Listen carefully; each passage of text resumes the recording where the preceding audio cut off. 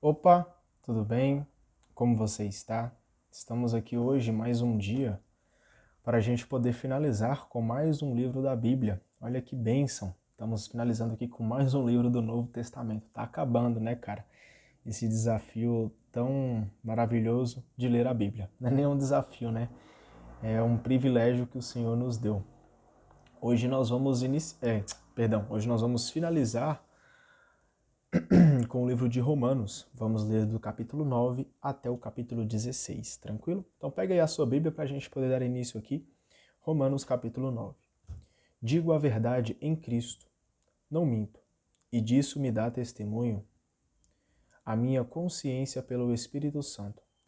Tenho uma grande dor e um contínuo sofrimento no coração.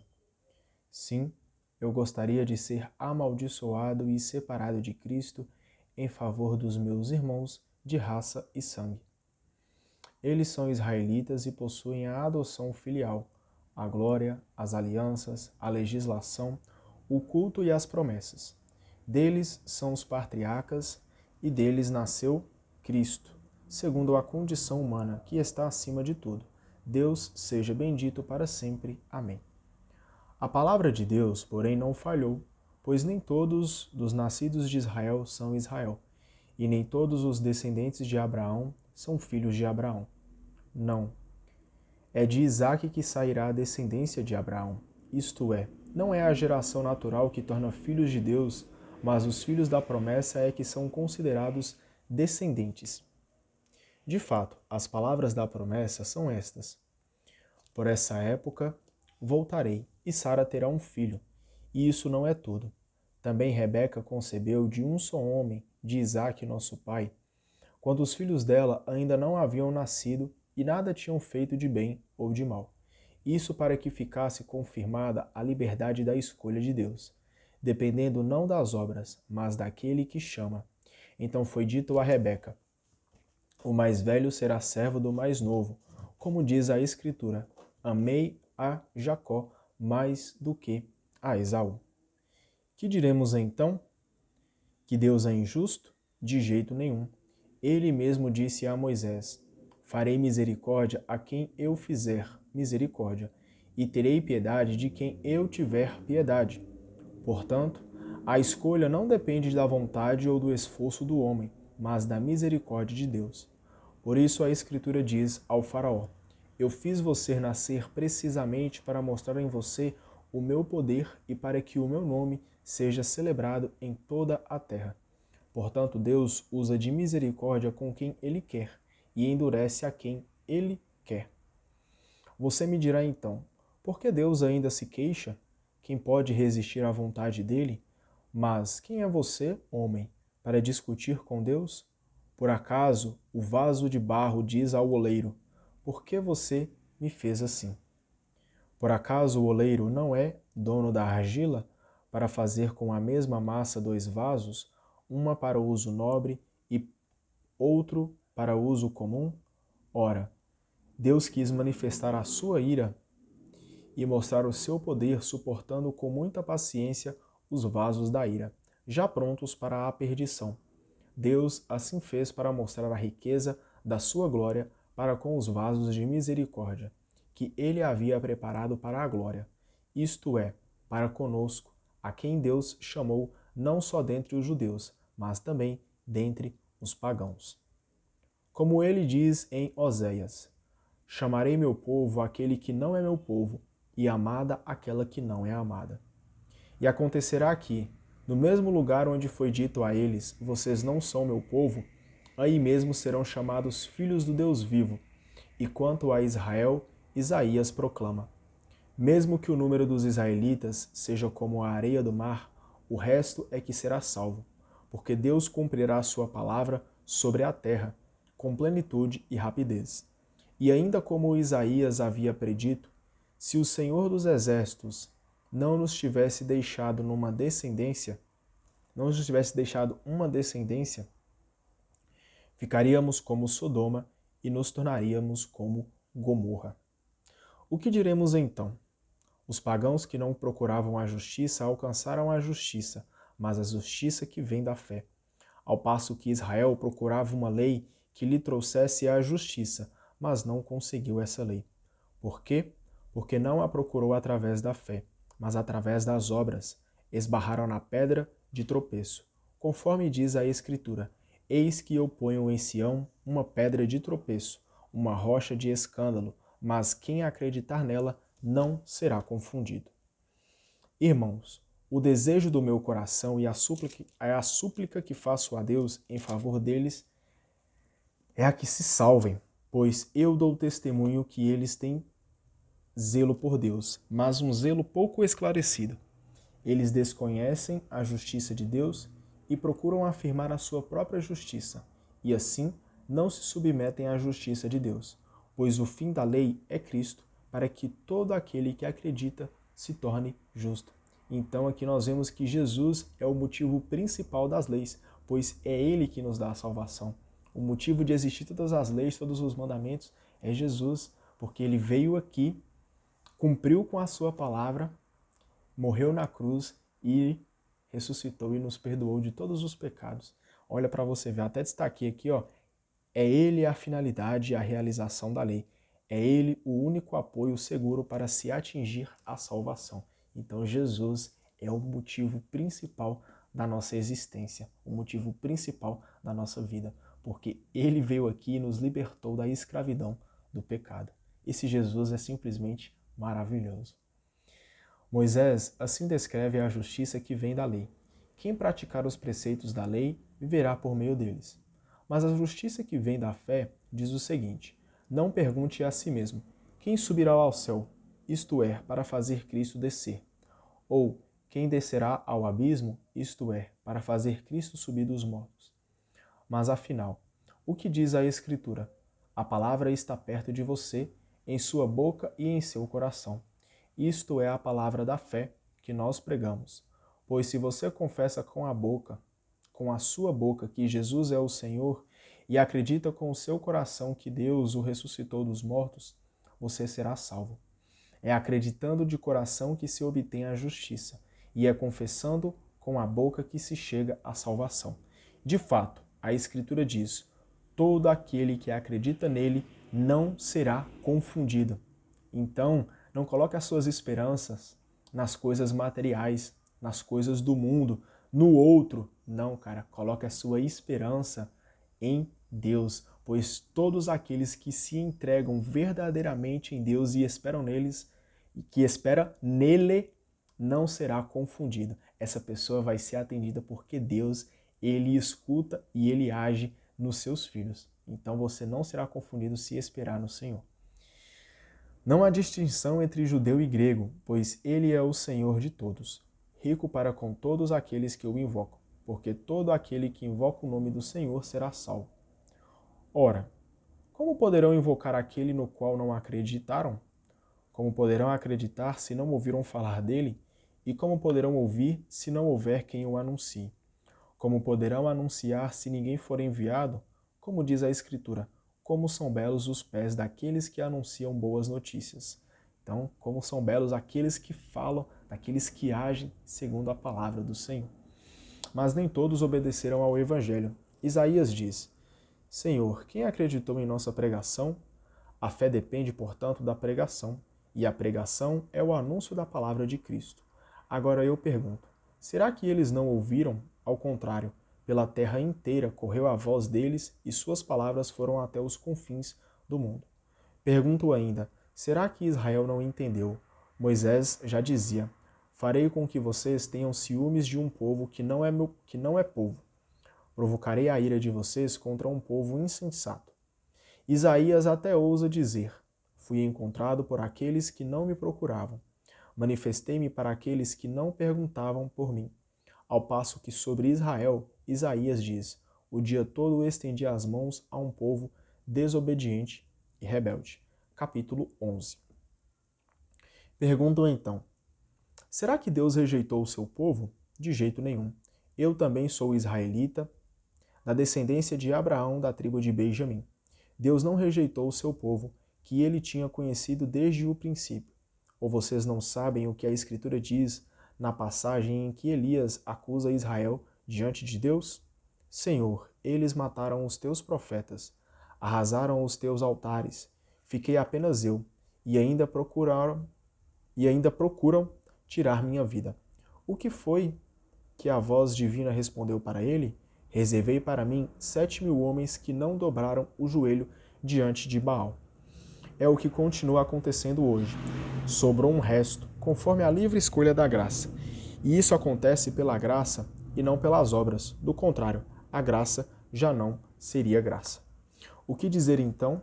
Israel não conseguiu aquilo que procurava, mas os escolhidos conseguiram. Os demais ficaram endurecidos, como diz a Escritura. Deus deu a eles um espírito de torpor, olhos para não verem e ouvidos para não ouvirem, até o dia de hoje. E Davi diz que a mesa deles se transforme em cilada, em armadilha, em motivo de tropeço e justo castigo, que os seus olhos fiquem escuros para não verem, e faze com que suas costas fiquem sempre encurvadas. Agora eu pergunto, será que eles tropeçaram para ficarem caídos? De jeito nenhum. Mas assim aconteceu para que a queda de Israel tornasse possível a salvação para os pagãos, e para que Israel ficasse com ciúme. Ora, se a queda de Israel se tornou riqueza para o mundo, e se sua descendência se tornou riqueza para os pagãos, o que não será a total participação de Israel na salvação? Portanto, digo a vocês, pagãos, como apóstolo dos pagãos, eu honro o meu ministério, para ver se provoco o ciúme dos que pertencem à minha raça e se consigo salvar algum deles. Pois, se o fato de eles serem rejeitados trouxe a reconciliação do mundo, o efeito da reintegração deles será a ressurreição dos mortos. Se os primeiros frutos são santos, toda a massa também será santa. Se a raiz é santa, os ramos também serão santos. Então, antes da gente querer transparecer santidade por aparência, nós temos que ter a santidade presa, a santidade, envolta dentro do nosso coração, cara. Pois de nada adianta querer transparecer para os outros aquilo que você não está buscando em Deus no seu íntimo, no fundo do teu coração. Então, antes de querer se aparecer, antes de querer se mostrar, tenha intimidade, tenha fidelidade ao Senhor, peça a Ele perdão, ande com Ele todos os dias, sente à mesa com Ele, deite com Ele, acorde com Ele, trabalhe, estude com o Senhor, cara. Pois é isso que nos traz a santidade, é que a nossa raiz aqui por dentro, dentro da nossa alma, é o que nos traz a santidade. E quando essa santidade estiver de fato enraizada em nosso coração, flores nascerão, frutos se darão, e não pelas nossas próprias forças, mas sim porque o Espírito Santo de Deus exala em cada um de nós quando nós temos essa raiz aqui dentro, bem cuidada, a raiz da intimidade, a raiz da santidade junto com o Senhor. Se alguns ramos foram cortados e você, oliveira selvagem, foi enxertada no lugar deles e agora recebe a seiva das raízes, não se envaideça nem despreze os ramos. Se você se orgulha, saiba que não é você que sustenta a raiz, mas é a raiz quem sustenta você. Olha para você ver. Você poderá dizer, os ramos foram cortados para que eu fosse enxertada. Certo, mas eles foram cortados por causa da falta de fé deles, ao passo que você permanece firme pela fé. Não fique cheia de soberba, mas de temor, porque se Deus não poupou os ramos naturais, também não poupará você. Considere, portanto, a bondade e severidade de Deus. Severidade para com aqueles que caíram, mas bondade de Deus para com você, sob a condição, porém, de que seja fiel a essa bondade. Do contrário, você também será cortada. Quanto a eles, se não permanecerem na falta de fé, serão enxertados, pois Deus é capaz de enxertá-los de novo. Pois, se você foi cortada de uma oliveira selvagem e contra a natureza foi enxertada na oliveira boa, tanto mais eles poderão ser enxertados na própria oliveira boa a qual pertencem. Irmãos, não quero que vocês ignorem este mistério, para que vocês não se tornem convencidos. O endurecimento de uma parte de Israel vai durar até que chegue à plenitude das nações. Então, todo Israel será salvo, como diz a Escritura. De Sião sairá o libertador. Ele vai tirar as impiedades de Jacó. Essa será a minha aliança com eles, quando eu perdoar os seus pecados. Quanto ao Evangelho, eles são inimigos, para a vantagem de vocês, mas, quanto à eleição, eles são amados, por causa dos patriarcas. Porque os dons e o chamado de Deus são irrevogáveis. Vocês foram desobedientes a Deus, e agora, pela desobediência deles, vocês conseguiram misericórdia. Do mesmo modo, também eles agora desobedeceram, a fim de que, pela misericórdia feita a vocês, eles consigam então a misericórdia para eles. Deus encerrou todos na desobediência, para ser misericordioso com todos. Como é profunda a riqueza, a sabedoria e a ciência de Deus! Como são insondáveis as suas decisões e como são impenetráveis os seus caminhos! E como são impenetráveis seus caminhos! Quem poderá compreender o pensamento do Senhor? Quem foi o seu conselheiro? Quem lhe emprestou alguma coisa para que ele tenha algo ao devolver? Porque todas as coisas vêm dele, por meio dele e vão para ele. A ele pertence a glória para sempre. Amém. Olha que bênção, cara. Não precisa nem falar nada. Deus, ele é maravilhoso. Que coisa linda, cara. As decisões de Deus são insondáveis. Capítulo 12.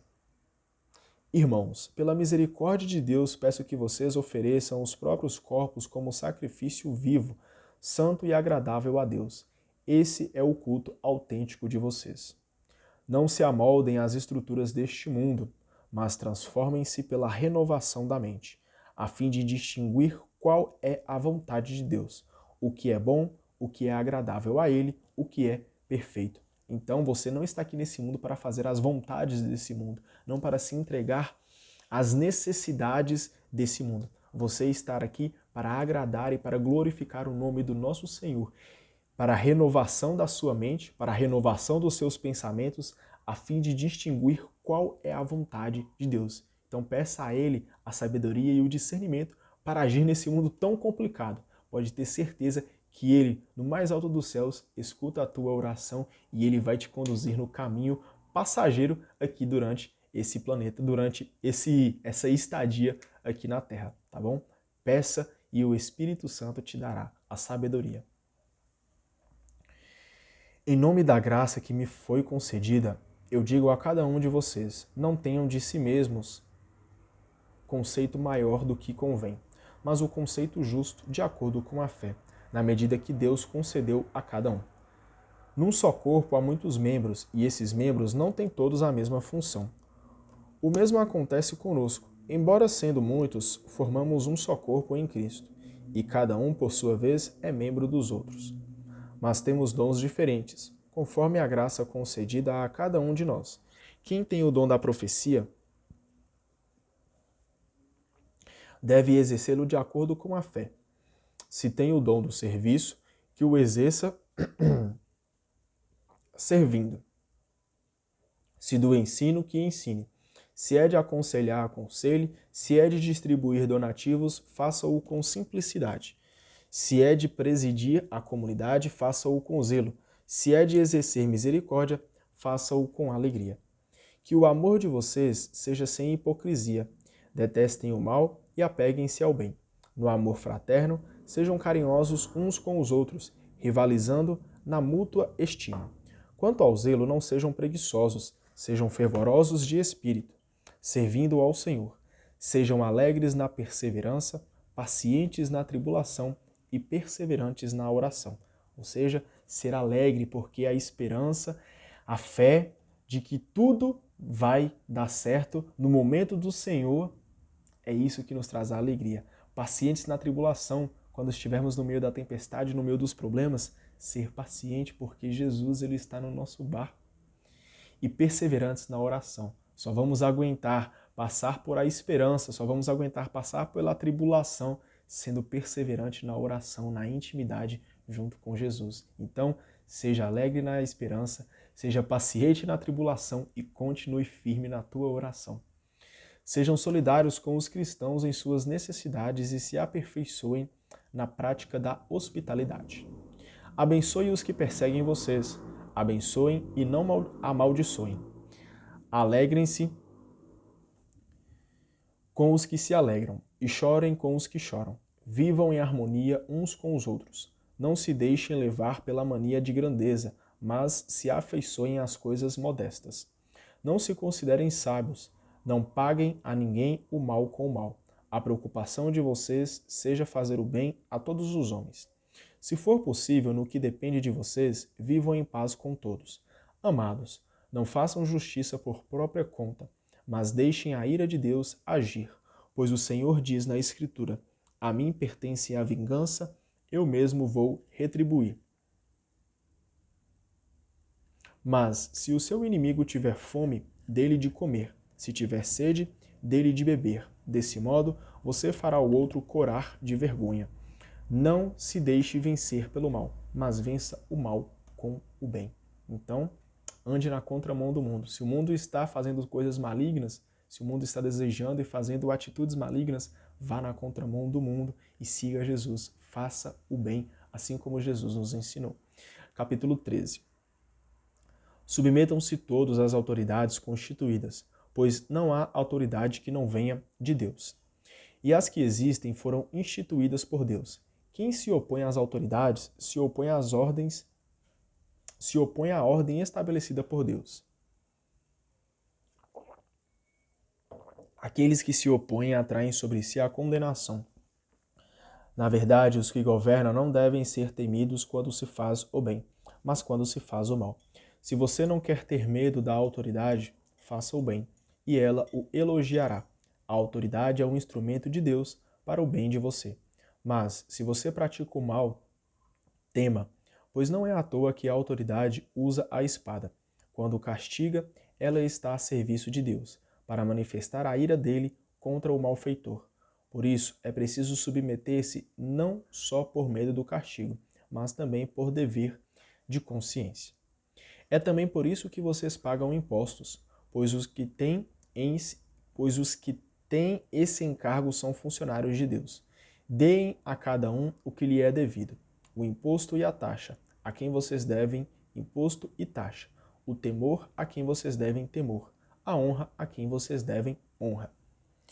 Não fiquem devendo nada a ninguém, a não ser o amor mútuo, pois quem ama o próximo cumpriu plenamente a lei. De fato, os mandamentos não cometa adultério, não mate, não roube, não cobice e todos os outros se resumem nesta sentença: ame o seu próximo como a si mesmo. O amor não pratica o mal contra o próximo, pois o amor é o pleno cumprimento da lei. Então, amar não é um sentimento. Amar não é só um sentimento. Amar é o cumprimento da lei, é o cumprimento de um mandamento. Comportem-se dessa maneira, principalmente porque vocês conhecem o tempo e já é hora de vocês acordarem. A nossa salvação está agora mais próxima do que quando começamos a acreditar. A noite vai avançada, o dia está próximo. Deixemos, portanto, as obras das trevas e vistamos as armas da luz. Vivamos honestamente, como em pleno dia, não em orgias e bebedeiras, prostituição e libertinagem, brigas e ciúmes, mas vistam-se do Senhor Jesus Cristo e não sigam os desejos dos instintos egoístas. Cara, a primeira vez que eu li esse versículo, o versículo 13 e 14 aqui do capítulo 13, parecia que estava falando comigo, cara. Olha para você ver. Vivamos honestamente como em pleno dia, não em orgias e bebedeiras, prostituição e libertinagem, brigas e ciúmes. Grandes coisas aqui que falam nessa passagem, infelizmente já aconteceu comigo. Mas o Senhor me escolheu. Ele não me deixou morrer diante dessas coisas ruins, que é bem difícil de falar, inclusive, mas Ele me revestiu. Ele me trouxe luz, Ele me trouxe perdão, porque eu não sou merecedor, mas Ele me perdoou. E aí no seguinte versículo diz o seguinte, tá até enganchando aqui, mas vistam-se do Senhor Jesus Cristo e não sigam os desejos dos instintos egoístas. Então vamos nos revestir da esperança, da fé em Jesus Cristo, da salvação que vem lá do alto da cruz, que é Jesus. Capítulo 14. Acolham o fraco na fé, sem lhe criticar os escrúpulos. Um acredita que pode comer de tudo. Outro, sendo fraco, só come legumes. Quem come de tudo, não despreze quem não come. E quem não come, não julgue aquele que come, porque Deus o acolhe a si mesmo. Quem é você para julgar um servo alheio? Se ele fica de pé ou cai, isso é lá com o patrão dele, mas ele ficará de pé, pois o Senhor é poderoso para o sustentar. Há quem faça diferença em... Oi? Beleza, só um instante. Sim, só um minuto. Peraí que eu já volto, tá? Vou parar aqui no capítulo 14, versículo 4 eu volto. Só um instante. Voltei. Tamo na ativa. Vou iniciar o capítulo 14 de novo, que eu já até esqueci o versículo que eu tava. Bora lá. Acolham o fraco na fé, sem lhe criticar os escrúpulos. Um acredita que pode comer de tudo, outro, sendo fraco, só come legumes. Quem come de tudo, não despreze quem não come. E quem não come, não julgue aquele que come, porque Deus o acolhe a si mesmo. Quem é você para julgar um servo alheio? Se ele fica de pé ou cai, isso é lá com o patrão dele, mas ele ficará de pé. Pois o Senhor é poderoso para o sustentar. Há quem faça diferença entre um dia e outro, enquanto outro acha que todos os dias são iguais. Cada qual siga a sua convicção. Quem distingue o dia faz isso em honra do Senhor. Quem come de tudo, o faz em honra do Senhor, porque agradece a Deus. E quem não come, não come em honra do Senhor e também agradece a Deus, porque nenhum de vocês vive para si mesmo, e ninguém morre para si mesmo. Se vivemos, é para o Senhor que vivemos. Se morremos, é para o Senhor que morremos. Quer vivamos, quer morramos, pertencemos ao Senhor. Cristo morreu e voltou à vida para ser o Senhor dos mortos e dos vivos. Quanto a você, por que julga o seu irmão? E você, por que despreza o seu irmão? Todos nós devemos comparecer diante do tribunal de Deus, porque a Escritura diz: por minha vida, diz o Senhor, diante de mim se dobrará todo joelho e toda língua dará glória a Deus. Portanto, cada um de nós prestará contas de si mesmo a Deus. Então, ninguém escapará, cara, do julgamento. Não importa onde você esteja, quem você é, qual seja o seu sobrenome, qual seja o seu trabalho, qual seja a sua patente, não importa. Todo joelho se ajoelhará, todo joelho se dobrará diante do Senhor e toda língua dará glória. Eita, nós. Passando ali a ambulância. Até esse cara que passou na ambulância aí, ó. Esse cara também vai se ajoelhar diante do Senhor. Todos nós, cara. Não adianta fugir. Não adianta fugir. Então nós vamos prestar contas para o nosso Pai das coisas justas e injustas que nós praticamos. Então, ó, vamos refletir, vamos nos arrepender e buscar plantar sempre coisas justas, aquilo que Deus gosta. Paremos, portanto, de julgar uns aos outros, ao contrário. Preocupem-se em não ser causa de tropeço ou escândalo para o irmão. Sei e estou convencido no Senhor Jesus, nada é impuro por si mesmo. Mas, se alguém acha que alguma coisa é impura, essa coisa se torna impura para ele. Se por a questão de alimento você deixa seu irmão triste, você não está agindo com amor. Portanto, o alimento que você come não seja causa de perdição para aquele por quem Cristo morreu. Não deem motivo para outros falarem mal daquilo que é bom para vocês. O reino de Deus não é questão de comida ou bebida, é justiça, paz e alegria no Espírito Santo. Quem serve a Cristo nessas coisas agrada a Deus e é estimado pelos homens. Portanto, busquemos sempre as coisas que trazem paz e edificação mútua. Não destrua a obra de Deus por uma questão de comida. Todas as coisas são puras, mas é mal para um homem comer provocando escândalo. É melhor não comer carne nem beber vinho ou qualquer outra coisa, quando isso é ocasião de tropeço, escândalo e queda para o irmão. Guarde para você, diante de Deus, a convicção que você tem. Feliz aquele que não condena a si mesmo na decisão que toma. Mas quem duvida e a si mesmo toma o alimento é condenado, pois seu comportamento não provém de uma convicção, e tudo que não provém de uma convicção é pecado. Capítulo 15. Nós, que somos os fortes, devemos suportar a fraqueza dos fracos e não procurarmos o que nos agrada. Cada um de nós procure agradar a seu próximo em vista do bem, para edificar. Cristo não procurou agradar a si mesmo, ao contrário, como diz a Escritura, os insultos daqueles que te insultam caíram sobre mim. Ora, tudo isso que foi escrito antes de nós foi escrito para a nossa instrução, para que, em virtude da perseverança e consolação que as Escrituras nos dão, conservemos a esperança. O Deus da perseverança e da consolação conceda que vocês tenham os mesmos sentimentos uns com os outros, a exemplo de Jesus Cristo. E assim vocês, juntos e a uma só voz, deem glória ao Deus e Pai de nosso Senhor Jesus Cristo. Acolham-se uns aos outros como Cristo acolheu vocês, para a glória de Deus. Digo a vocês que Cristo se tornou servidor dos judeus em vista da fidelidade de Deus, a fim de cumprir as promessas feitas aos patriarcas. As nações pagãs, porém, dão glória a Deus por causa da misericórdia dele, conforme diz a Escritura.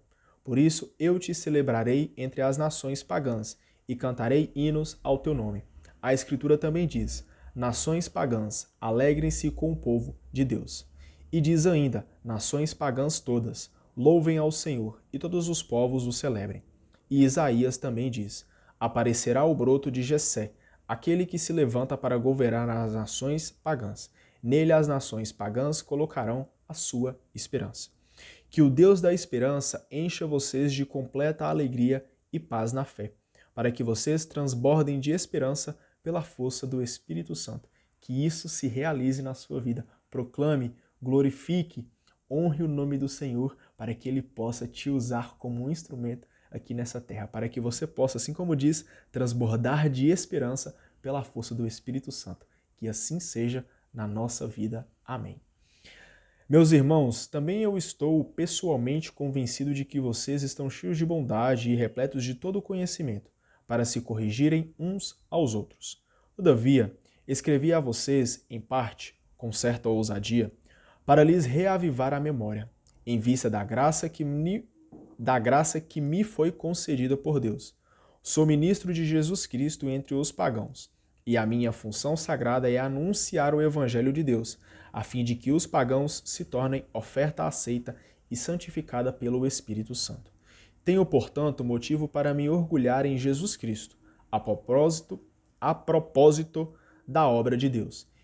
Eu não ousaria mencionar nada, a não ser o que Cristo fez, através de mim, para levar os pagãos à obediência pela palavra e pela ação, mediante o poder dos sinais e prodígios, pelo poder do Espírito de Deus. Assim, desde Jerusalém e os seus arredores até a Ilíria, levei a cabo o anúncio do Evangelho de Cristo. Fiz questão de anunciar o Evangelho onde o nome de Cristo ainda não havia sido anunciado, a fim de não construir sobre os alicerces que outro havia colocado. Desse modo, estou fazendo o que a Escritura diz: aqueles aos quais não tinham sido anunciado verão, e os que não tinham ouvido compreenderão. Foi esse o motivo que muitas vezes me impediu de visitar vocês. Mas agora já não tenho tanto campo de ação nessas regiões, e porque há muitos anos tenho um grande desejo de visitá-los. Quando eu for para a Espanha, espero vê-los por ocasião da minha passagem. Espero também receber a ajuda de vocês para ir até lá, depois de ter desfrutado um pouco a companhia de vocês. Agora vou a Jerusalém prestar um serviço aos cristãos. A Macedônia e a Caia resolveram fazer uma coleta em favor dos cristãos pobres da comunidade de Jerusalém. Resolveram fazer isso porque são devedores a eles. De fato, se os pagãos participaram nos bens espirituais dos judeus, eles têm obrigação de ajudá-los em suas necessidades materiais. Quando eu tiver concluído essa tarefa e tiver entregue oficialmente o fruto da coleta, irei para a Espanha, passando por aí. Sei que, indo até vocês, irei com a plenitude da bênção de Cristo. Irmãos, por nosso Senhor Jesus Cristo e pelo amor do Espírito, peço que lutem comigo nas orações que vocês dirigem a Deus em meu favor. Rezem para que eu escape dos infiéis que estão na Judéia e para que o meu serviço a favor de Jerusalém seja bem aceito por aquela comunidade. Assim, se Deus quiser, poderei visitá-los com alegria e descansar um pouco aí entre vocês. Que o Deus da paz esteja com todos vocês. Amém. Capítulo 16. Recomendo a vocês nossa irmã Febe, diaconisa da igreja de Cencreia. Recebam-na no Senhor, como convém a cristãos. Rapaz, essa rua aqui passa carro, hein? Não sei se está dando para ouvir aí, mas vamos lá. Deem a ele toda a ajuda que precisar, pois ela tem ajudado muita gente e a mim também. Saudações a Prisca e Áquila, meus colaboradores em Jesus Cristo, que arriscaram a própria cabeça para salvar a minha vida. A eles não somente eu sou grato, mas também todas as igrejas dos pagãos. Saúdem também a igreja que se reúne na casa deles. Saudações ao meu caro Epêneto, o primeiro fruto da Ásia para Cristo. Saudações a Maria, que trabalhou muito por vocês. Saúdem Andrônico e Júnia, meus parentes e companheiros de prisão. Eles são apóstolos importantes e se converteram a Cristo antes de mim. Saúdem Ampliato, meu caro amigo do Senhor. Meu caro amigo no Senhor.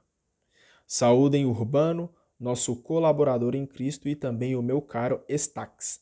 Saúdem Apeles, que provou ser bom cristão. Saúdem os familiares de Aristóbulo. Saúdem Herodião, meu parente. Saúdem os cristãos da família de Narciso. Saúdem Trifena e Trifosa, que trabalharam pelo Senhor. Saúdem a querida Perside, que trabalhou muito pelo Senhor. Saúdem Rufo, o eleito do Senhor, e sua mãe, que é minha também. Saúdem Assíncrito, Saúdem Assíncrito, Flegonte, Hermes, Pátrobas, Hermas e os irmãos que vivem com eles. Saúdem Filólogo e Júlia, Nereu e sua irmã, Olimpas e todos os cristãos que vivem com eles. Saúdem-se uns aos outros com um beijo santo. Todas as igrejas de Cristo saúdam vocês. Irmãos, peço que vocês tomem cuidado com aqueles que provocam divisões e obstáculos contra a doutrina que vocês aprenderam. Olha para você ver, hein? Fiquem longe deles, porque não servem a Cristo nosso Senhor, mas ao próprio estômago, com palavras doces e bajuladoras. Eles enganam o coração das pessoas simples. Então, tomar cuidado, cara. A obediência de vocês é conhecida de todos. Vocês, para mim, são um motivo de alegria, mas desejo que sejam sábios para o bem e sem compromissos com o mal. O Deus da paz não tardará em esmagar Satanás debaixo dos pés de vocês. Que a graça de nosso Senhor Jesus Cristo esteja com vocês. Meu colaborador Timóteo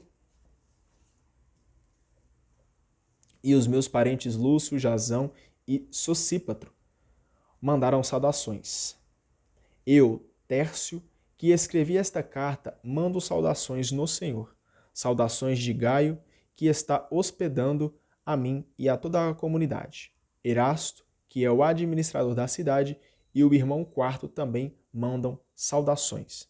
Seja dada a glória a Deus, que tem o poder de conservar vocês firmes, de acordo com o meu evangelho e a mensagem de Jesus Cristo. Essa é a revelação de um mistério que estava envolvido no silêncio desde os tempos eternos. Agora, esse mistério foi manifestado pelos escritos proféticos e por disposição do Deus eterno, e foi anunciado a todos os pagãos para conduzi-los à obediência da fé. A Deus, o único sábio, por meio de Jesus Cristo, seja dada a glória para sempre. Amém. Então, que nós glorifiquemos, amemos e adoremos o nome santo, o único Deus verdadeiro, que é Jesus. Amém, amém, amém. Que seja feita a vontade do nosso Pai sobre a nossa vida, sobre a nossa casa e sobre a nossa família. Amém. Assim a gente finaliza com o livro de Romanos e amanhã damos início aqui à primeira carta aos Coríntios, que inclusive é sensacional, cara, sensacional. Obrigado pela tua presença. Deus abençoe muito a sua vida, que Jesus possa estar sempre guiando os seus caminhos. Amém? Um beijo, um abraço para você, até amanhã. Tchau, tchau.